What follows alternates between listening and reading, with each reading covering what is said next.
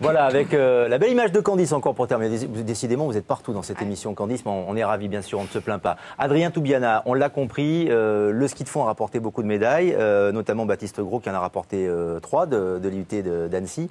Est-ce que là, finalement, il y a une tradition de ce sport en France, comme c'est le cas chez les plus grands, chez les seniors et chez les champions? C'est vrai que là aussi, en ski de fond, en biathlon, on a beaucoup de médailles. C'est vrai qu'on a beaucoup parlé du biathlon lors des derniers Jeux Olympiques parce qu'on avait fait pas mal de médailles.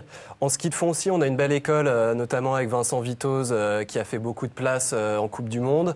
Et là, Baptiste Gros sur cette universiade qui fait 3 médailles, qui n'a que 20 ans. Ouais. On peut vraiment espérer là une génération qui peut aller très loin et obtenir beaucoup de médailles, pourquoi pas dans 3 ans à Sochi au JO, mais déjà dans 2 ans aux universiades de Maribor. Ouais. Ouais. Candice, vous les croisez, vous les fréquentez un peu, les autres sportifs? Vous avez le droit de dire non si ce n'est pas le cas, hein, bien sûr, non, mais à l'occasion des compétitions, des rendez-vous, des rassemblements. Au stage de préparation olympique avant les Jeux de Vancouver, et j'avais fait une compétition, c'est Festival de la jeunesse européenne, et j'en avais croisé aussi, mais c'est vrai que nous, on reste entre patinage artistique et danse sur glace, et vraiment très rarement le short track, mais sinon on les croise pas. Il y a une bonne ambiance entre les patineuses et les patineurs français? Oui, maintenant ça va beaucoup mieux. Il y a eu quelques rivalités par le passé, enfin aussi bien chez les Français françaises que chez les étrangères finalement. Mais maintenant c'est vrai qu'on est une équipe soudée et les résultats parlent d'eux-mêmes parce que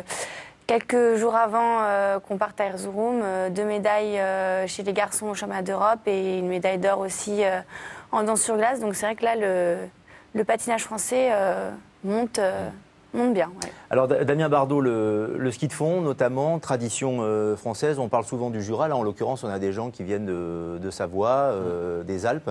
Donc comment ça se détermine et comment ça se structure pour ces sportifs-là au quotidien? Ils sont aussi étudiants, il faut le préciser. L'entraînement, la compétition pour tous ces jeunes. Parce que tout à l'heure, Vincent disait que vous aviez fait revenir des skieurs français des États-Unis. Là, ce n'est pas le cas pour cette discipline. Non, ceux-là sont tous en France.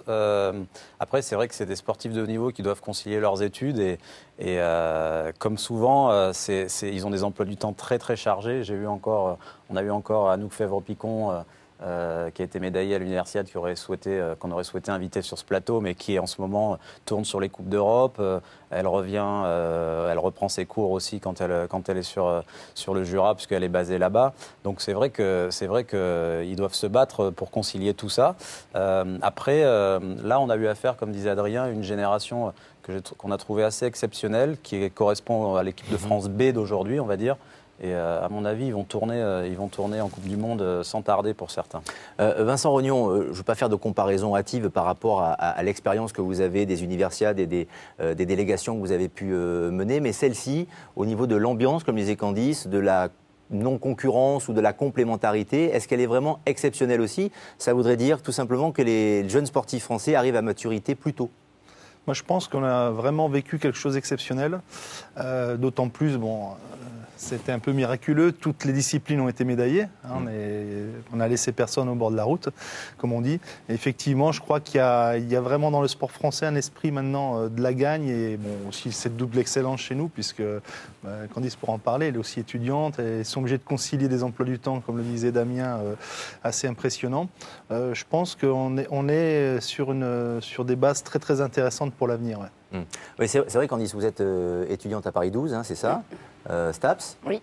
Ça veut dire que vous pensez évidemment à l'après-carrière, à la reconversion. Oui, tout à fait. Mais le patinage, pour vous, c'est encore au moins une bonne dizaine d'années quand même. Non, pas autant, parce qu'en patinage, c'est quand même assez précoce et la retraite est aussi à quel âge précoce. 6 ans, le patinage. Et à haut niveau? 14 ans. Ah oui, c'est vrai qu'on commence jeune. Enfin, j'étais déjà en senior à 14 ans, donc moi je suis quand même plus précoce que certaines, mais c'est vrai que la gymnastique comme le patinage c'est très précoce, donc c'est vrai que beaucoup de patineuses arrêtent en fait leurs études parce que c'est trop difficile. Moi j'ai réussi à retrouver une stabilité avec les études et ça m'a beaucoup aidé pour le patinage et en même temps les études, c'est important.